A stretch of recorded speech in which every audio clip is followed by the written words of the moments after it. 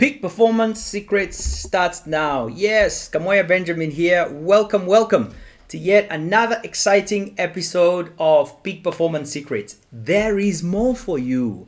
And my encouragement is for you to go for more. Why? Because more is God's promise for us. You know, when He said, I have come that you may have life and have it even more abundantly, there's more. There's more clarity, there's more income, there's more impact. And more doesn't mean that you're greedy. More doesn't mean that if you take more, you know, somebody else is getting more. None of that. There's more. I mean, let me give you an example. Could you just close your nose for a minute?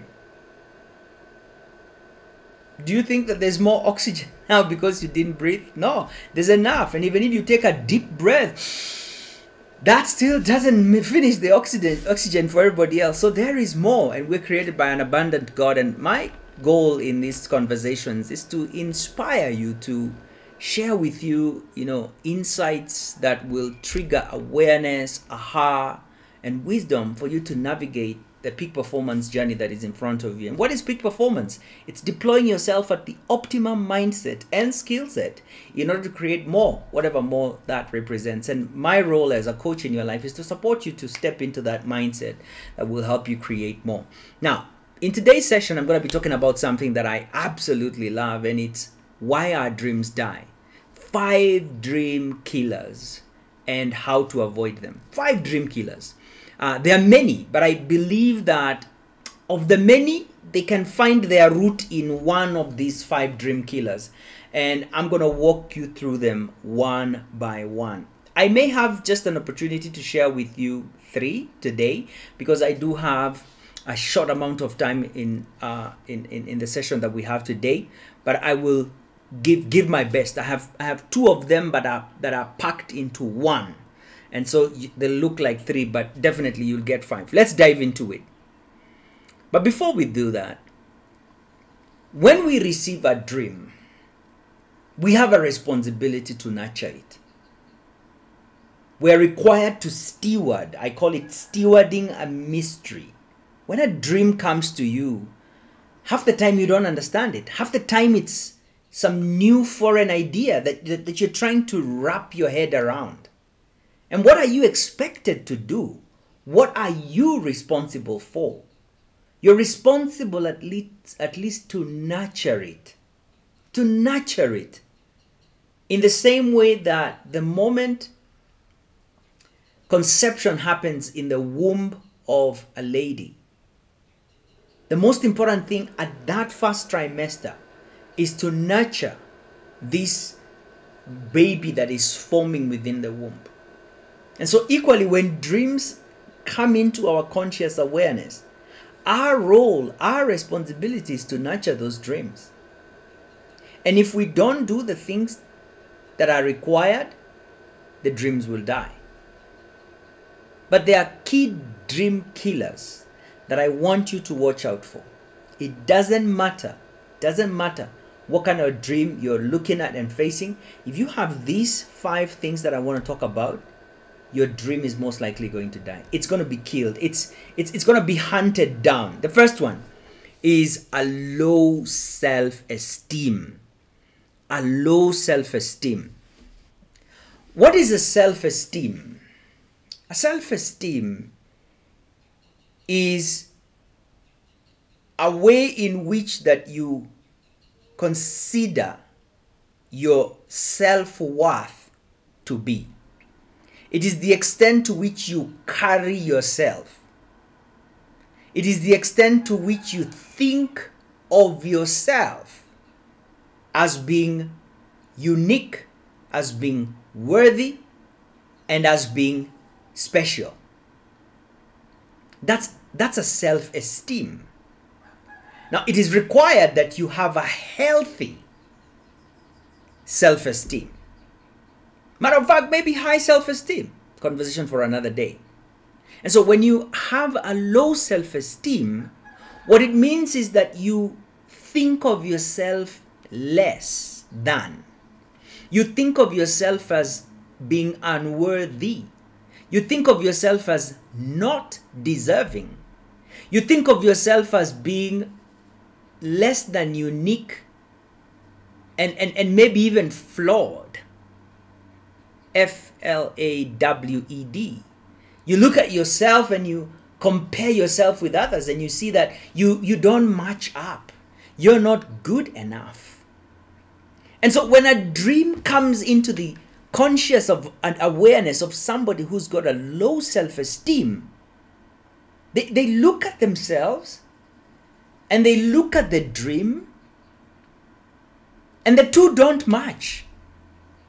Constantly, the thing that I learned from my mentor is that, you know, the dream is not coming from you. The dream is coming to you. And it seeks to be expressed into the world through you. But when the dream comes, it comes packaged in extra large boxes. Because it's big. It's more than where you are. It's beyond your current conditions and circumstances. And so when you see an image of a better tomorrow, of a certain income, of a certain impact, of a certain, you know, quality of life, the part that is within you that governs who you are rejects that dream. It says, no, I think it will be good, but that's not for me. I don't deserve that. You see the self-esteem. I'm not worthy of that. You see the self-esteem. And so everything within you kind of fights the birth of that dream. See, when you look at yourself, I want you to see yourself as, you know, as a concept. And before we even get to this concept, what do the scriptures tell us? That first of all, we were a concept in the mind of God. In the mind of God, we are a concept. And this concept has been conceived perfectly. Okay? And so the arrow is actually going this way, that at some point inside here, conception, are you seeing that? Conception happened in your mother's womb. Isn't God amazing? He's first of all having you as a concept in his mind. That concept is transferred and brought into its physical expression, just like your dream. That idea of who you are is transferred into its physical equivalent through a concept of, you know, a process of conception in your mother's womb. And once you are in your mother's womb, then you come into life. And at some point, you begin to develop what we call a self-concept. In other words, who am I? And depending on what you are told and, you know, the experiences that you have growing up, you develop a self-concept. In other words, this is what I am worthy of. That's self-worth. In other words, this is what I believe my life is going to look like, my ideal self. And then you also have what we call an image of who you really see yourself as. And this image and the self-worth and the ideal self form what we call your self-concept. And so when a dream comes of a future desired state. Is that like a picture? Yeah. What you normally do, your mind is going to compare the image that you have of yourself with the image that is coming into your consciousness. And if this image does not in any way resonate with the image that you hold of yourself, it is ejected immediately. This is what in the Stickman, you know, conversation, you're talking about the mind as, you know, your idea of you is what you probably might call a why idea, a why conditioning, a why programming. This is who I am. This is my self-concept. This is my self-image. This is my ideal self. This is all that I can ever be. This is all that I can ever do. And that's why the idea of there is more. So for some people, it's It's a big idea to embrace. Because here I am, and here is God bringing in an idea into your consciousness called X. That you can have double, triple, quadruple your income. That you can live that life of your dreams. Is it possible? Can I do that? You begin to question yourself. And so inside this awareness that idea X could be possible, you entertain it for a while, and this is the nurturing process. If you didn't watch my video on how to nurture your dreams, go into the dream series on my YouTube channel and watch that one. How to nurture your dream. Because what you're now beginning to do is you're beginning to impress into your, let's get this into another color because there's something I want to show you here. This is idea X, a dream, a possibility. And so you're beginning to impress this idea. You're accepting that, you know what? I can actually live that dream. And so this dream is beginning to fight for life, to fight for territory in a different programming and conditioning. And if this is your current state, this is your self-esteem, and it's a low opinion of yourself, guess what? This X idea will not take root. It will be choked. It will be choked. And it will not survive. And that is how low self-esteem kills your dream. Right next to low self-esteem are the two cousins that walk together. Past disappointments and hurt. Past disappointments and hurt. You may be somebody who generally has a very high esteem. And that's why I put them right there close to each other. You may generally be somebody who's got a high self-esteem, and you step into life and you take decisions and you make things happen, but an idea comes to you and you remember of a past disappointment or a hurt, and it begins to communicate to you. It begins to tell you, no, you're not going to do this. Do you remember what happened the other time? Do you remember how embarrassed you are? Do you remember how much you are in debt? Do you remember how you almost died? Do you remember? Do you remember? Do you remember? And what if this happens again? And those past disappointments and hurts, because they were not resolved, they are coming for your dream. They are coming for your dream. And what they want is they want that dream to die. Because we don't want to get disappointed again. Do you want to get discouraged again, Benjamin? Do you want that to happen again? Do you remember what happened with your mother the last time? Do you remember your boss? Do you remember your spouse? Do you remember? And the past disappointments rob you of the dream that is seeking to be birthed. It's seeking to be birthed where? It's seeking to be birthed in the womb of thought. It is seeking to find a fertile ground in the womb of thought.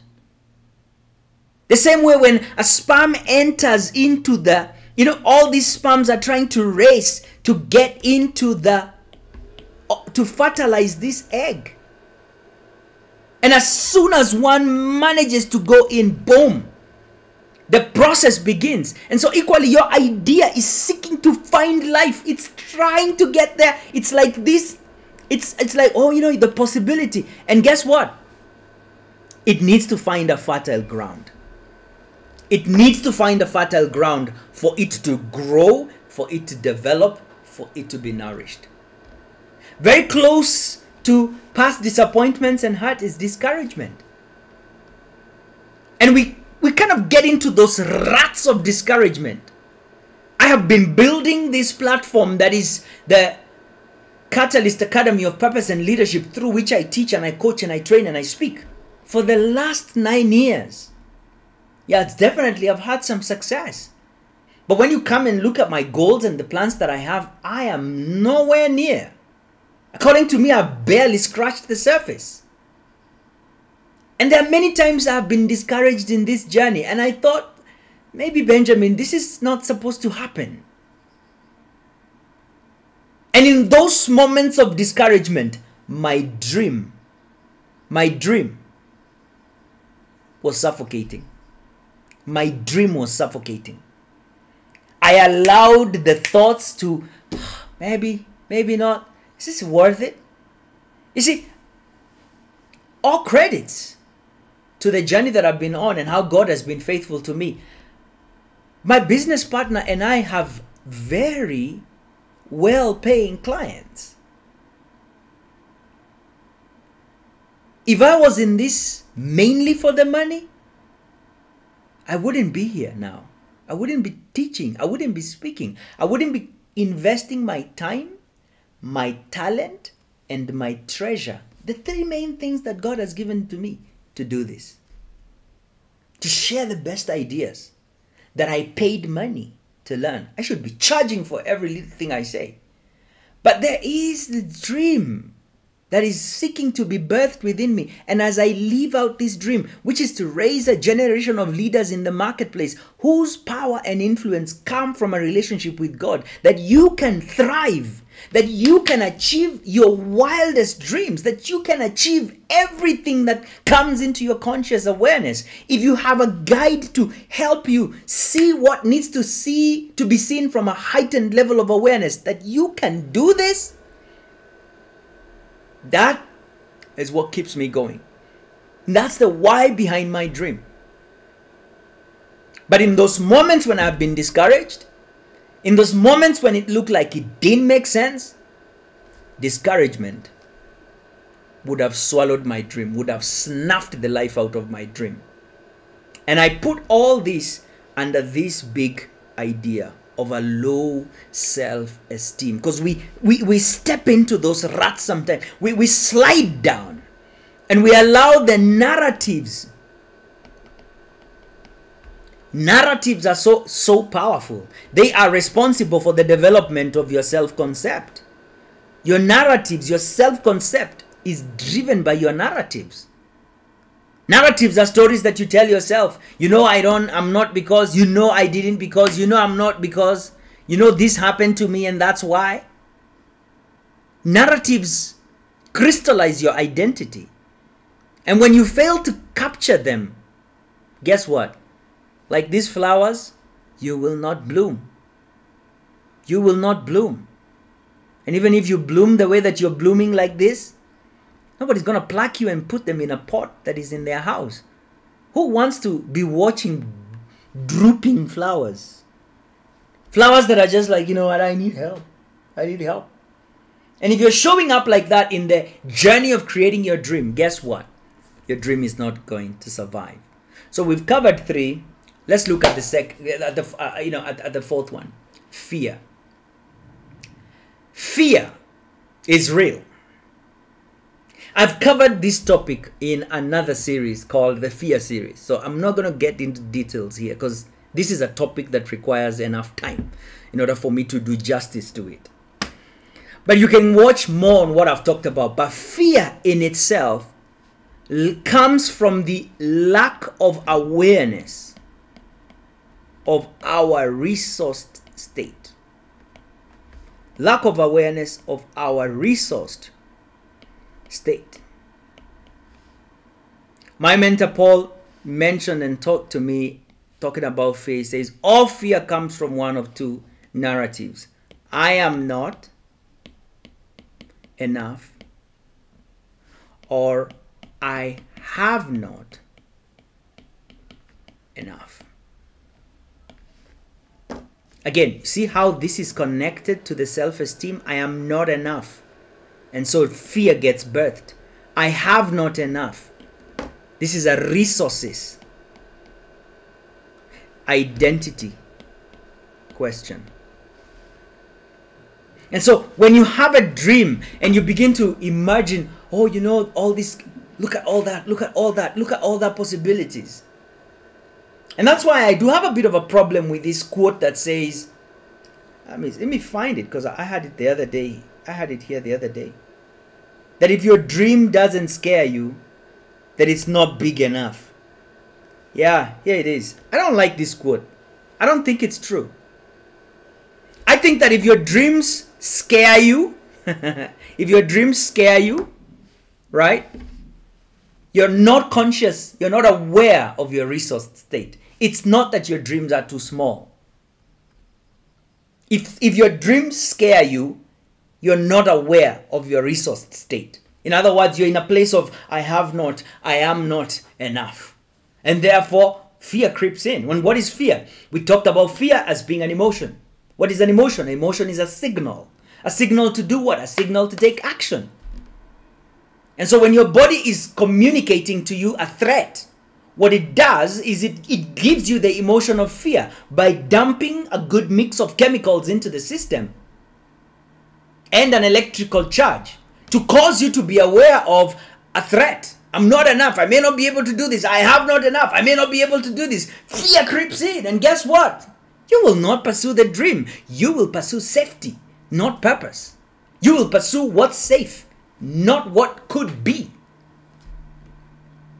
And that's how fear kills your dream. That's how fear snuffs the life out of your dreams, your goals, your desires, and what you see. And so what you've got to do is you've got to learn how to face your fear.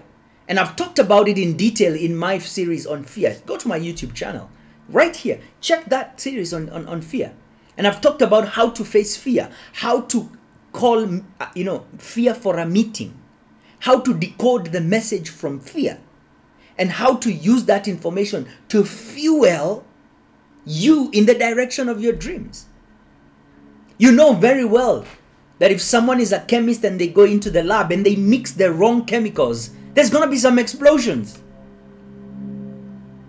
Equally, we're a fertile field where if you mix the wrong chemicals, if you present the wrong information into your conscious awareness, your system has got to give you an alert. And how it does that is by sending chemicals and electrical charge, dumping that into your system so that you either take flight or you fight or you freeze.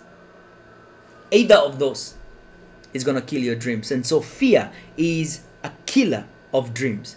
Navigate fear or else it's going to hold you back. Let's go to the final one. And it's a habit of settling for average. This is probably the biggest secret dream killer. Unknown, unseen dream killer. Most people don't realize that dreams by nature invite us to stretch. Dreams by nature invite us to expand our thinking, to expand our awareness, to expand our skill set, to expand our faith, to expand our belief, to expand the way that we utilize our time. Dreams come, written XXXXL. You've got to stretch in many ways. Though the dream comes to you, the person that you are cannot bring that dream to, forth, cannot birth that dream yet in the state that you're in. And so the dream desires that you become. We've talked about this, maybe you've seen it over here before, in what I call the be, do, have desire statement. First of all, we become aware of what we could have. We become aware of what it is that we could create. I could have more money. I could have more impact. I could be more decisive. I could have these things. And then the next thing is, so what are you going to do in order for you to have what you desire? And for you to do it, who must you become? And so who must you become to do what is required in order that you may have what you desire is the nature of dreams. And so a habit of settling for average, a habit of mediocrity kills the dream. An invitation comes to stretch. Oh no, I'm not going to do it. An invitation comes to you as I'm giving you to mentor you in my peak performance mentorship. And you're like, no, I don't think I'm going to do it. Benjamin wants my money. I'm not going to stretch. Are you serious? Is your dream important to you? Because if your dream is not, it's okay. It's going to die. I share with you from a place where I'm a fellow traveler in this dream building journey. And I know that every step of the way, there's a toll booth. There's a toll booth. If you don't pay the price, you don't get to cross. You pay the price, the toll opens, and you continue forward. There's always a toll booth in the journey to creating your dreams. And guess what? You pay before. The bank gives you money, and then you pay later. Doesn't work that way in life. In life, you're first given the test. You know, then you learn the lesson. Isn't that how it goes? Yeah. In school, you're taught the lesson, then you're given the test. No. In life, first you get the test, and then you learn the lesson. And in the goal creation, you know, goal achievement and dream building journey, there's a toll booth every part of the way. And if you don't pay the price, of discipline, of showing up to do what is required of you to do, you'll pay a price either way, but you will pay the price of the pain of regret. You pay the price of the pain of neglect, the pain of regret, the pain of settling for average, the pain of just doing enough, the pain of not planning, the pain of not paying for mentorship. What's the value of an idea? What's the value of one idea? What's the value of one idea? I want you to think about that. Because I've paid hundreds of thousands in mentorship. Not tens of thousands, not yet 100. Yeah, not yet to 100. But tens of thousands in mentorship. Upwards of 40,000 in mentorship. And I always ask myself, you know, what's the value of that one idea? Because sometimes one idea, two ideas gave me all the money I had invested back and more. And even now, they continue to bring that money back to me. And guess what? Living out my dreams, the life that I want to live, is in itself a great satisfaction, and it's quantifiable. And so when you have a habit of settling for average, you kill your dream. Because your dream is asking you to stretch. It's asking you to organize your time differently. Everything is going to change. The way you spend your time, who you spend your time with, what you do spending your time, who you hang around, how you invest your money, how you spend your money, how you invoice, how you serve your clients. Everything is going to change. The dream is asking you to stretch. And if you have a habit of settling for average, you will not make it. It's this idea of constantly identifying where you're settling for less, identifying where you've sat in a comfort zone, and doing everything that it takes to step out. Because when an invitation comes to you in the form of a dream, it comes and finds you here, and it tells you, guess what? You need to step out. You need to step out. You need to go to a land where I will show you. Abraham, get up out of your people, and I'll show you. I'll take you to a land. I'll take you to a place where there's a promise. I'll take you to a place where you are right now. It's not going to happen. There's a journey that I want to go with you. There's a growth that I want you to experience. There's a development that needs to happen within you, because you're going to be a father of nations, and you cannot be a father of nations where you are right now. I need you to get up, Abraham. I need you to get up, Benjamin. I'm taking you to a place. And mastering the fear within you. They say, wait a minute. I'm picking up that something's scaring. What's the message here? What's the message? Mastering that and being able to decode fear. And then moving forward. And having a healthy self-esteem. Knowing who you are and whose you are. And if the dream has been deposited within you, then the resources are present within you and you move forward. I have it enough. I have enough. I am enough. And this is what I want you to do for the dream that you have. Join me for the Peak Performance Mentorship. I'm helping individuals to thrive. I'm helping teams to thrive. That this is the key word in the 2023, 2024, 2025. The world desires one thing: to thrive, and not just in one area. Not just in your faith, not just in your fitness, not just in your family, and sometimes in work and maybe in finances. No, each and every one. Thrive starts now. I'm inviting you to join my Peak Performance Mentorship. Go to catalyst.ke and hold your spot right there. I cannot wait to connect with you. We're started and we've got a blueprint for how to design a thriving life in the next 90 days. 90 days, or you get your money back. You will be able to design a life that you can thrive. Story of my life. I'm living proof of my message. And so I'm welcoming you to start this journey. I'm inviting you to go into the comments and type this one idea that has resonated with you today. I'd love to hear from you. And also, click the link that's in the bio if you want to know how to join my Peak Performance Mentorship. The links are right there. The information is right there. Make your decision to build your dream. Don't let your dream die. Don't let your dream die. The world needs that dream. I need that dream. Everybody out here needs that dream. It's not yours, it's ours. Those solutions that you carry, they're ours. Do what it takes and deliver it to mankind. Thank you so much for tuning in today. Blessings, be well, and bye for now.